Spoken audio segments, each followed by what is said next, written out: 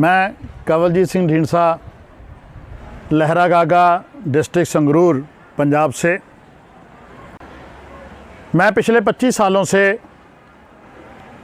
Environment और education के लिए काम कर रहा हूँ। बहुत साल पहले डॉक्टर एन सुब्बा राव जी के संपर्क में आए, जिन्होंने हमें और भी जागृत किया और हम अलग अलग विषय के बारे सोचना शुरू कर दिया। बचपन में जब अमृतसर जाते थे हरिमंदर साहब, तो हरिमंदर साहब के बाहर पिंगलवाड़ा संस्था की एक स्टॉल लगी होती थी। उस स्टॉल के ऊपर लिटरेचर मिलता था जो पुराने कागज़ के ऊपर छपा होता था और उसके नीचे नाम होता था भगत पूरन सिंह। भगत पूरन सिंह के विचारों का प्रभाव मेरे बचपन में ही मेरे ऊपर पड़ना शुरू हो गया।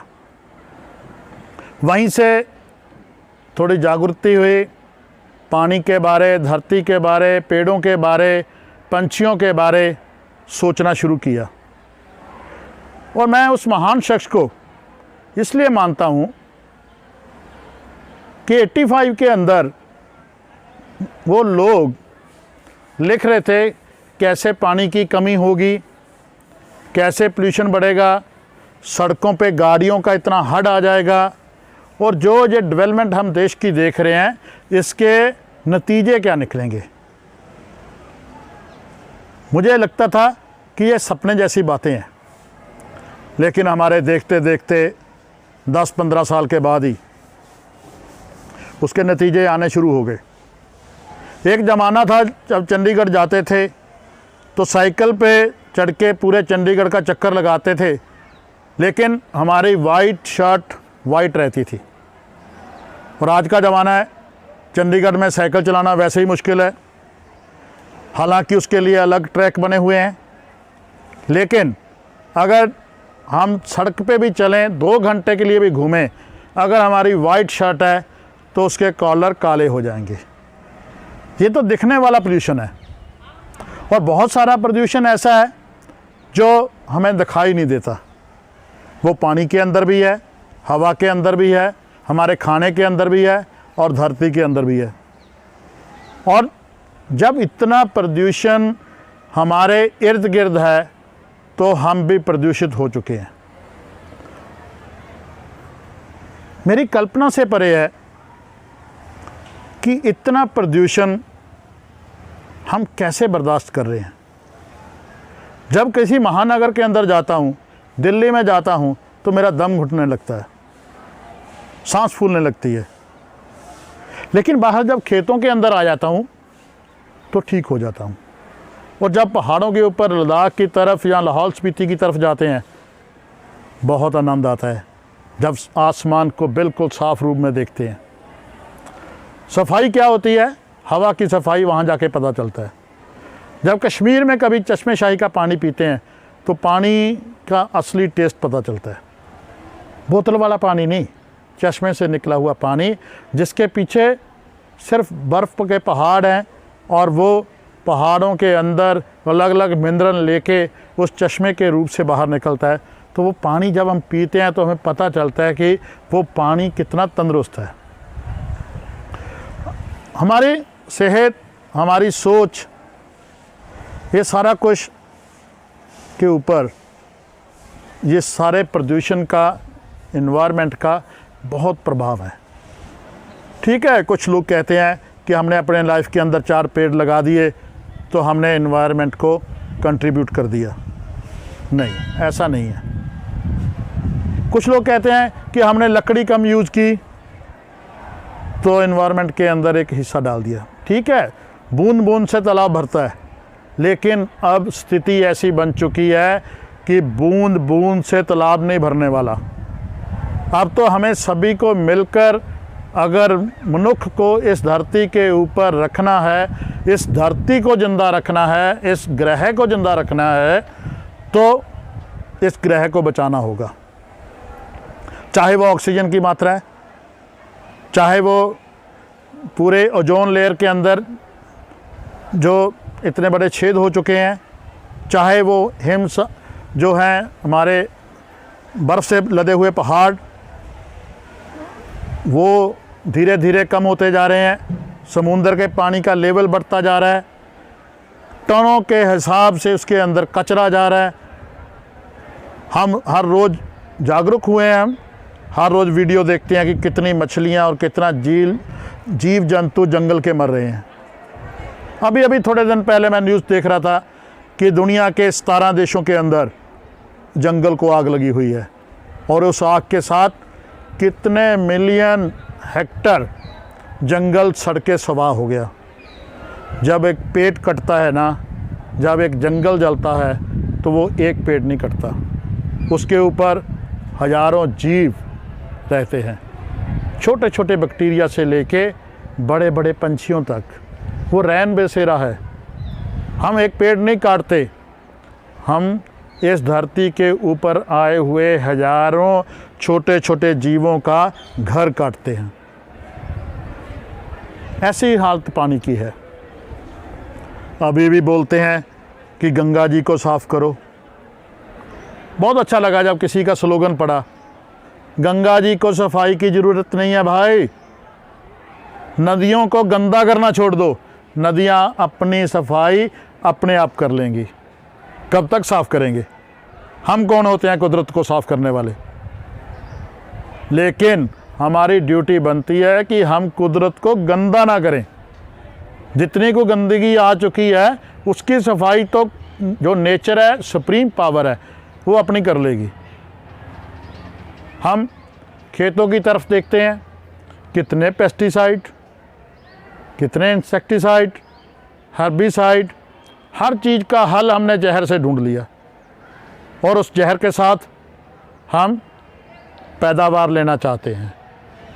अगर हम खाने की बात करें, जो भी हम बाज़ार में खाते हैं 80% से ज़्यादा सामान मिलावटी है। वो भी एक प्रदूषण है, हमारे खाने का प्रदूषण। चाहे वो गोलगप्पे की रेडी है और चाहे वो कोई भी मिलने वाली सस्ती किस्म की टॉफ़ी, हर किसी के अंदर मिलावट है। किसी भी चीज़ के अंदर किसी भी जो केमिकल की मात्रा निर्धारित नहीं की जाती। यही हाल हमारे अलग अलग विभागों का है। हम अपने घर को साफ़ करते हैं, अपनी दुकान को साफ़ करते हैं, गंदगी निकाल के घर के आगे डाल देते हैं। सारा दिन वहाँ से व्हीकल निकलते हैं, वही गंदगी उठ के सारा दिन हवा के साथ हमारे अंदर आती है, और हम फिर उसी गंदगी को साफ़ करते हैं और बाहर निकाल देते हैं।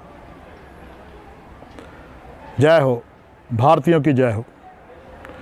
कैसे जय बोलें? आजकल एक नया ट्रेंड आ गया कि डीजल से बहुत प्रदूषण हो रहा है, पेट्रोल से बहुत प्रदूषण हो रहा है, तो अपने वाहन को हाइब्रिड बना दो, बिजली से चलाओ। बिजली किस सोर्स से आ रही है ये नहीं हम देखेंगे। जितनी बिजली हम पन बिजली घर बना के ले सकते थे उतने नहीं बना पाए। पहले कोयले के साथ बना दिए। तो मेरे तो एरिया के अंदर उदाहरण भी है, बठिंडा का थर्मल प्लांट। 40-45 साल लोग वहाँ कोयले की राख से जीते रहे हैं। कोई आप कपड़ा डाल के बाहर नहीं रख सकते थे, कालक से भर जाता था। अगर हवा के अंदर दिखने वाली इतनी कालक है, ना दिखने वाली कालक कितनी होगी।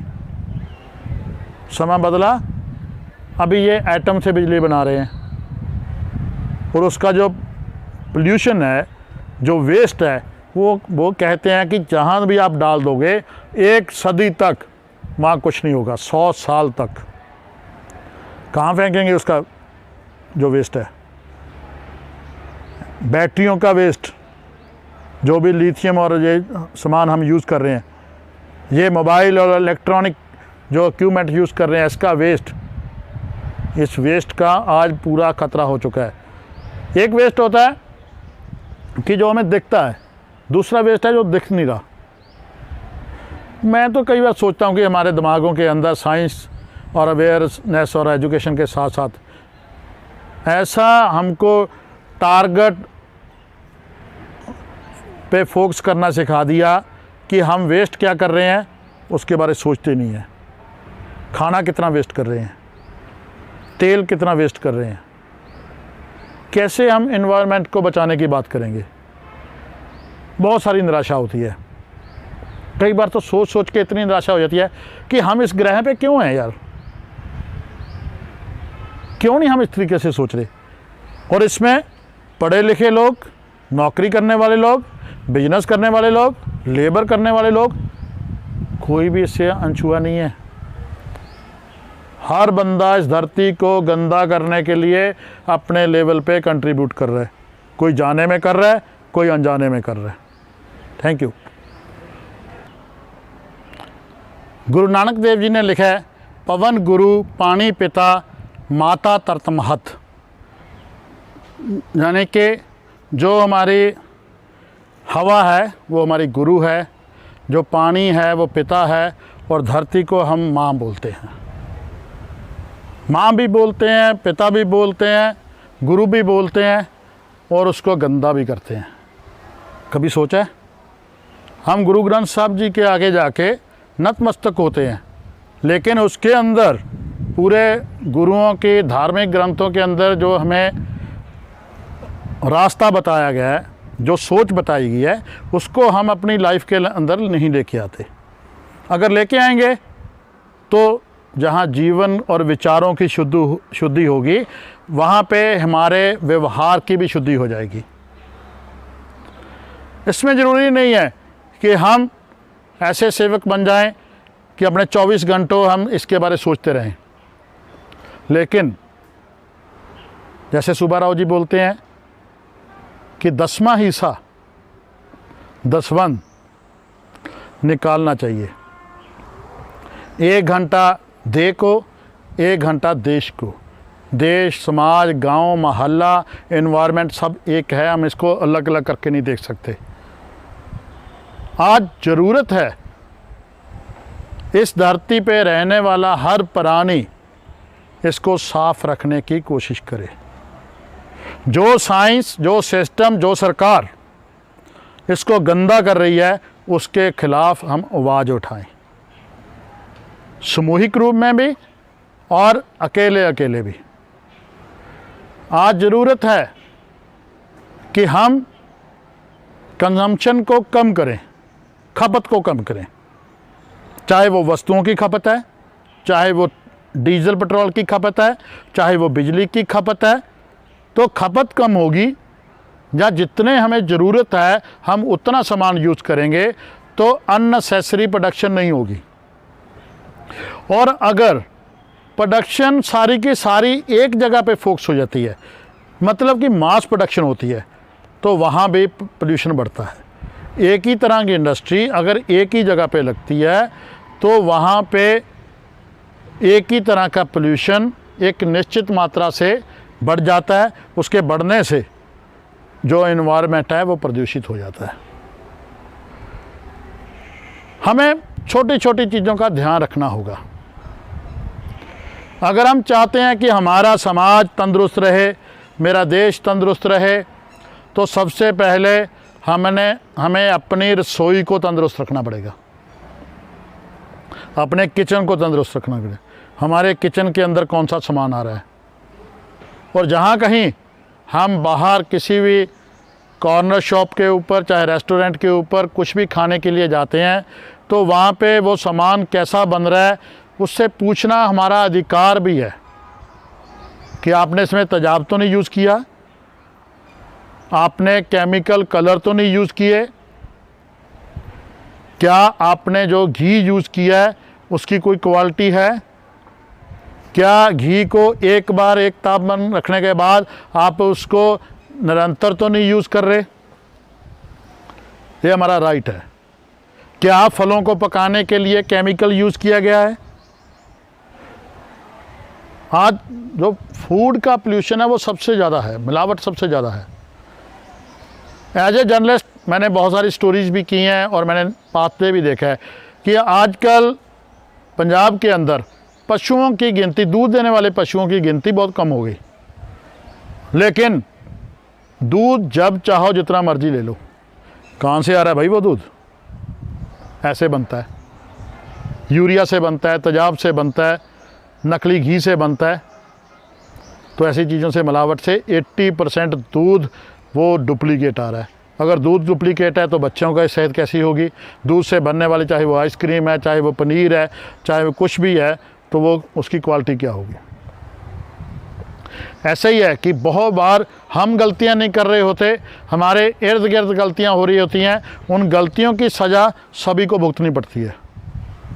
अगर कोई ख़तरनाक पेस्टिसाइड स्प्रे कर रहा है और उसी रास्ते से हम अपने स्कूटर, मोटरसाइकिल या निकल रहे हैं, तो वो हवा के ज़रिए हमारे अंदर जा रहा है। मैं तो स्प्रे नहीं कर रहा, पेस्टिसाइड यूज़ नहीं कर रहा, जहर यूज़ नहीं कर रहा, लेकिन मेरा कोई साथी, मेरा कोई भाई, मेरा कोई किसान भाई, मेरा कोई दूसरा आदमी इसको यूज़ कर रहा है, लेकिन मेरे तक आ जाता है। क्या करें? सरकारें तो ऐसा कुछ करती नहीं है।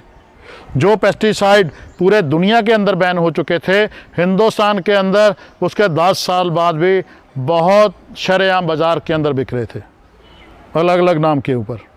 ऐसे भी पेस्टिसाइड हैं। तो आज एक ज़रूरत है, पब्लिक ट्रांसपोर्ट की तरफ सरकार का कोई ध्यान नहीं है। पब्लिक ट्रांसपोर्ट ज़्यादा होगी तो पर कैपिटा तेल की खपत कम होगी, चाहे वो रेलवे सिस्टम है, चाहे वो जो सरकार की बसें हैं उनका सिस्टम है। तो जितने लोग, 2 लोग कार में जा रहे हैं वो भी उतना तेल फूक रहे हैं, अगर 10 लोग बस के अंदर जा रहे हैं वो भी उतना फूक रहे हैं। ये है। ऐसे ही कि कहते हैं कि जब सूरज की किरणें बिना रुकावट के धरती पे पड़ती हैं तो उसकी तपश बढ़ती है। जंगलों के अंदर तपश क्यों नहीं बढ़ती? क्योंकि वो किरणें पत्तों के ऊपर पड़ती है और उसका एक सदुपयोग होता है कि वो सारे पत्ते कार्बन डाइऑक्साइड को ऑक्सीजन में बदल देते हैं। अब हमें डिसाइड करना है कि हमें अपने इर्द गिर्द को कितना हरा भरा रखना है, कितनी धूप को हमने धरती के ऊपर नहीं आने देना। उसके लिए आप गमलों का उपयोग कर सकते हो, उसमें आप पेड़ लगा सकते हो साझी जगह के ऊपर, सड़कों के किनारे, किसी धार्मिक स्थल के ऊपर। मैं तो हैरान होता हूँ कई धार्मिक स्थलों के अंदर जाके देखता हूँ कि किसी पेड़ के नाम के ऊपर वो धार्मिक स्थल बना हुआ है और लेकिन वहाँ पेड़ों को काट के पत्थर ही पत्थर लगा दिया गया। क्या है? और धर्म के नाम के ऊपर आप किंतु परंतु भी नहीं कर सकते, उसी दिन आप लिस्ट से बाहर हो जाओगे। तो ऐसे बहुत छोटी छोटी चीज़ें हैं जो हमारे जीवन के अंदर घटित हो रही है और हमें ज़रूरत है आज कि हर बच्चा, हर नौजवान, हर देशवासी इसके बारे सोचे और ऐसी चीज़ों को रोकने के लिए इम्प्लीमेंट करे। और लास्ट के अंदर मैं एक बात बोलूँगा कि वेस्ट मैनेजमेंट। पेन को थोड़ा यूज़ किया, फेंक दिया, कापी आती रहती है, फेंक दिया, कॉपी को डबल यूज़ नहीं करते, उसको दोबारा बनाने की कष्ट नहीं करते। बर्तन, मिट्टी के बर्तन कहाँ चले गए? तो बहुत सारे लोग आज भी लकड़ी जला के खाना बना रहे हैं। वो आपस में मिलजुल के पंचायतों के रूप के अंदर बायोगैस प्लांट लगा सकते हैं, उसका सदुपयोग कर सकते हैं। तो केमिकल खादों की जगह पे गंडों की खाद और जो हमारे वेस्ट की खाद है उसको यूज़ कर सकते हैं। तो बहुत सारे तरीके हैं। हमें अपने जीवन के अंदर बाबा नानक को लेके आना होगा, हमें अपने जीवन के अंदर गांधी जी को लेके आना होगा, हमें अपने जीवन के अंदर जितना भी नेचर है, हम नेचर को सुप्रीम पावर मानते हैं और नेचर से दूर होते जा रहे हैं। साइंस ने हमें बहुत कुछ दिया है, साइंस ने हमें बहुत कुछ दिया है, लेकिन साइंस ने हमें प्रदूषण भी दिया है। अगर साइंस को हम समझदारी के साथ, संयम के साथ यूज़ करेंगे तो ये हमारी लाइफ को बूस्ट करेगी। अगर नहीं करेंगे खलास। तो हमें सोचना होगा। और पूरे अंत के अंदर मैं इन सभी जनों को बधाई देता हूँ कि वो समाज को जागरूक करने के लिए इस तरह के लेक्चर्स, इस तरह के यत्न और हमारे विषय को संभालने के लिए इस तरह के जो वो कंट्रीब्यूट कर रहे हैं, वो लोगों के काम को मैं सलाम करता हूँ। धन्यवाद। सत श्री अकाल, नमस्कार, आदाब।